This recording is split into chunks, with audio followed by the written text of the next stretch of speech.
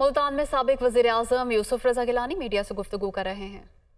तो क्या कहेंगे, आपने भी माजी में जो है वो रियासत के अंदर रियासत बनाने की बात की, फिर इससे जो है क्या कहेंगे, कब तक सियासतदान जो है वो इस तरह जो है वो पीछे हटते रहेंगे, कब ये जो है सियासतदान? देखें, आपने फिर नून लीग की पॉलिसी की बात की। सर मैंने उनका की बात की, कोई हमारे पीपल्स पार्टी का जो मौक़िफ़ है वो हमेशा एक कंसिस्टेंट रहा है और उसके मुताबिक जो पार्टी की पॉलिसी होगी वो chairperson of the party, chairman of the party या सदर आसिफ अली जरदारी जो हैं वो उस पर बयान देंगे।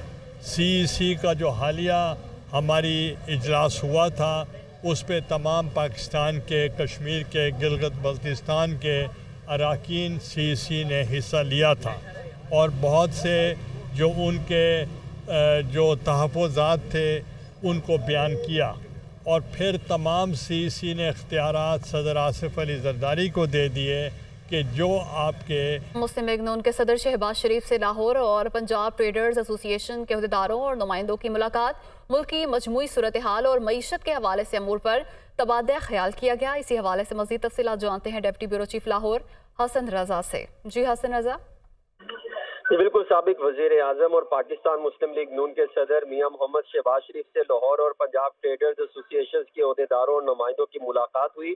मुल्क की मजमूई सूरत हाल और मईशत के हवाले से अमूर पर तबादला ख्याल किया गया। शहबाज शरीफ की ताजरों से गुफ्तगू करते हुए कहा कि नवाज शरीफ मुआशी मुश्किलात के हल का एजेंडा देंगे। मुस्लिम लीग नून ने हमेशा सियासत पर रियासत को तरजीह दी। नवाज शरीफ का एजेंडा कौम का इत्तेहाद और मुआशी बहाली है।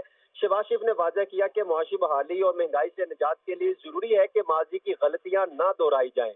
कौम का इत्तेहाद, सियासी तसलसल और दुरुस्त पॉलिसियों से ही मुआशी खुद इनसारी और तरक्की यकीनी बना सकते हैं। उन्होंने वाज़ेह किया कि कौम नवाज शरीफ की क़यादत में पाकिस्तान मुस्लिम लीग नून को जिम्मेदारी दे और महंगाई से निजात और तरक्की की जमानत देता हूँ। शहबाज शरीफ ने कहा कि जो भी मसाइल पैदा हुए हैं इसके मसाइल का हल सिर्फ और सिर्फ जो है वो मिलकर बैठकर और कौमी इत्तेहाद के जरिए और नवाज शरीफ की क़यादत में ही मुमकिन है। ताजरों ने दरपेश मुआशी मुश्किलात के हवाले से आगाह किया। ताजरों ने मुल्क को डिफॉल्ट से बचाने पर बतौर वजीर आजम शहबाज शरीफ की काविशों को खराज तहसीन पेश करते हुए उन्होंने कहा कि हम ताजरों ने जो है शहबाज शरीफ की मिसाक मईशत की तजवीज़ की भी भरपूर तायद और हमायत की। ताजर बरादरी की जानिब से कहा गया कि दिलो जान से मियां नवाज शरीफ का इस्तकबाल करेगी। ताजरों के साथ मियां नवाज शरीफ का दिल का रिश्ता है और 2018 से 2022 के 4 साल बड़े। जी हसन रजा, बहुत शुक्रिया, आपने तफसीलात से आगाह किया। अभी आपको आगाह करते हैं, सुप्रीम कोर्ट से वफाकी हुकूमत का नैब तरामीम केस के फैसले के खिलाफ नजरसानी दरखास्त दायर करने का फैसला। दरखास्त 13 अक्टूबर को दायर की जाएगी। तफसीलात जान लेते हैं, इस्लामाबाद से हमारे नुमाइंदे हसीब मलिक हमारे साथ मौजूद है। हसीब, क्या मौक़िफ़ अपनाया जाएगा दरखास्त में? देखिए, ये नैब तरामीम से मुताल्लिक केस है, मामला है जिसके अंदर नैब तरामीम को कलादम करार देने के लिए चेयरमैन PTI की जानिब से दरख्वास्त दायर की गई थी, जिसके ऊपर 15 सितंबर को साबका chief justice of Pakistan justice Umar Ata Bandial की जानिब से फ़ैसला सुनाया गया था और नैब तरामीम को कलादम करार दिया गया था। उस फैसले के ख़िलाफ़ जो है वफाकी हुकूमत की जानिब से नज़रसानी की दरख्वास्त दायर करने का फ़ैसला कर लिया गया है और फैसला के ख़िलाफ़ ये दरख्वास्त दायर की जाएगी, जो कि 13 अक्टूबर को दरख्वास्त दायर की जाएगी। ज़राए का ये कहना है कि वफाकी हुकूमत की जानिब से जो नैब तरामीम कलादम करार देने का जो फ़ैसला था उसके ऊपर नज़रसानी के लिए ये रुजू किया जाएगा वफाकी हुकूमत की जानिब से और मौक़िफ़ जो इख्तियार किया जाएगा ज़राए के मुताबिक उसके अंदर यही है कि जो नैब तरामीम जो कलादम करार दी गई थी उस फैसले को जो है कलादम करार दिया जाए, नज़रसानी की जाए और जो नैब तरामीम हैं उनको बहाल किया जाए। गुज़िश्ता जो साबका जो चीफ जस्टिस ऑफ पाकिस्तान थे जस्टिस उमर आता बंदियाल की जानिब से 3 रुकनी ये बेंच था। बिल्कुल ठीक है, 3 रुकनी बेंच ने इसके खिलाफ फैसला सुनाया था और अब नज़रसानी अपील दायर की जाएगी। हसीब, शुक्रिया आपका। दुनिया न्यूज़ के प्रोग्राम ऑन द फ्रंट में उस्मान डार के होशरुबा इंकशाफात, 9 मई के वाक़यात की प्लानिंग, चेयरमैन PTI की ज़ेर सदारत ज़मान पाक में हुई गिरफ्तारी की सूरत में हसास तनसीबात और इमारतों को निशाना बनाने की हिदायत खुद साबिक वज़ीर आज़म ने दी। ये भी कहा कि 9 मई के हमलों का मकसद फ़ौज पर दबाव डालकर जनरल आसिम मुनीर को ओहदे से हटाना था, जबकि ये भी कहा गया कि अक्टूबर 2022 में लॉन्ग मार्च जनरल आसिम मुनीर की बतौर आर्मी चीफ तैनाती रोकने के लिए किया गया।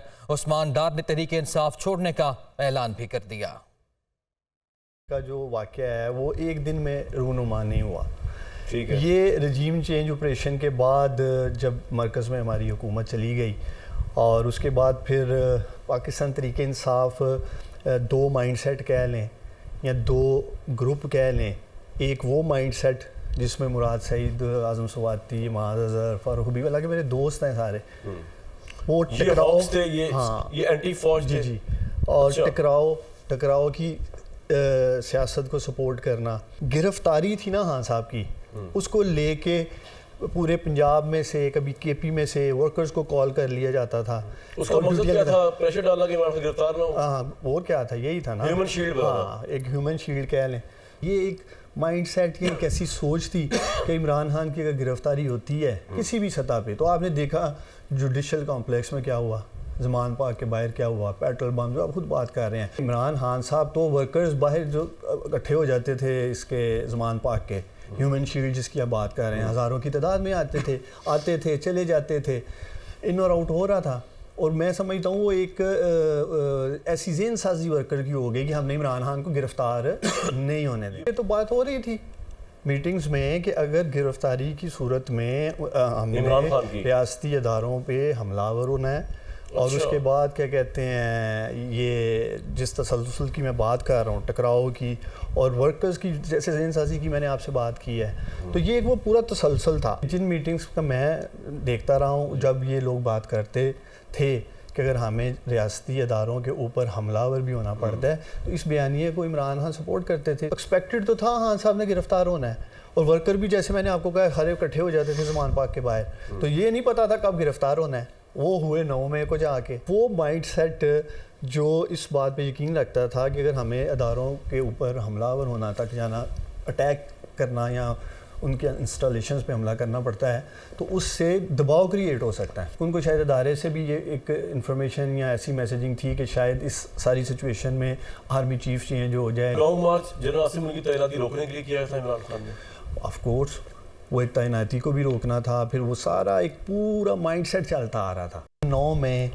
एक ऐसा मैं समझता हूँ कि शर्मनाक सान्य है जिसकी जितनी भरपूर मजम्मत की जाए वो कम है, और वो एक ऐसा स्याह धब्बा है जिसे अब वक्त लगेगा धुलने में। मैं समझता हूँ कि पाकिस्तान तहरीके इंसाफ की एज ए जमात 9 मई के बाद बुनियादें हिल के रह गई हैं। जो शख्स इसका ज़िम्मेदार है वो आइडेंटिफाई होना चाहिए, उसे निशाने इबरत बनना चाहिए। मेरे लिए इस बयानिए के साथ चलना मुश्किल है, और ना ही मैं इस चीज़ के लिए आया हूँ पॉलिटिक्स में। तो और मैंने फ़ैसला यही किया है कि पाकिस्तान तरीके इंसाफ और सियासत दोनों को खैरबाद कह दूँ। डायरेक्टर FIA कराची अब्दुल सलाम शेख ने कहा है कि डॉलर की ज़ख़ीरा अंदोज़ी, स्मगलिंग और गैर कानूनी तारकीन वतन के खिलाफ कार्रवाइयाँ जारी हैं और गैर कानूनी अफगान महाजरीन की तादाद ज़्यादा है। हुकूमत मुल्क में तमाम गैर कानूनी मुकीम अफगानी शहरियों के खिलाफ कार्रवाई कर रही है। वो दुनिया न्यूज़ से खुसूसी गुफ्तगू कर रहे थे कि वो एलिमेंट जो जहाँ पे अनऑथोराइज रहते हैं, जिसमें ज़्यादा जो तादाद है वो अफगानियों की होती है, तो वो इसमें रिपोर्टेडली ज़्यादा इन्वॉल्व हमें होते हुए नज़र आते हैं। जैसे टेररिज्म में आपको उनका फुटप्रिंट ज़्यादा मिलता है। तो अभी गवर्नमेंट ने इसको शुरू से हमारी जो लॉ की प्रोविजंस हैं, जो इमिग्रेशन एक्ट है, जो फॉरेनर्स एक्ट है, उसमें तो ऑलरेडी कवर्ड होते हैं, और पुलिस, FIA जो भी लॉ इन्फोर्समेंट के इदारे हैं वो इन पे मुसलसल काम ऑलरेडी कर रहे होते हैं, उनकी डिपोर्टेशंस हो रही होती हैं। लेकिन फिर भी ये एक कंटिन्यूस एक फिनोमेना है जिसको अभी के जो हालात वाक़यात हैं उसमें बहुत सीरियस लिया गया है। और आपने खुद देखा होगा कि गवर्नमेंट ने, एपेक्स कमेटीज़ ने इसका नोटिस लिया है